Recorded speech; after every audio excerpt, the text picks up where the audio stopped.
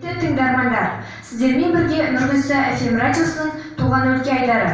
Жамбыл жері тарихи ескерткіштерге бай өңір.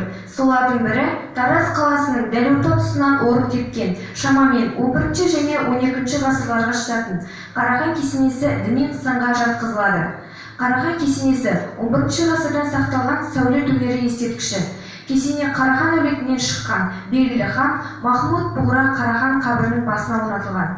Күмбезі ғана құлаған кесененің 4 қабырғасы мен жылтыр кірпішпен өрнектелген қос мұнарасы 19 ғасырдың 90 жылдарына дейін сақталған. 1905 жылы оның құлаған бөлігі түгелдей бұзып алынып, орнына 1906 жылы жаңа кесене салынған. Кейінгі салынған кесене алғашқысына ұқсамайды. Артқы жағында 2 мұнарасы бар.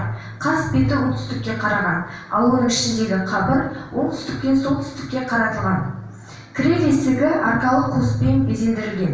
Тарихымыздың терең қойнауына үңілетін болсақ, қасиетті Тараз өңірі тағы да өзінің қатпар-қатпар қойнауынан бізге белгісіз талай тарихтың сырын ашар ақиқат. Сіздермен бірге болған Жұмағұлов Ақнұр. Күндеріңіз сәтті болсын.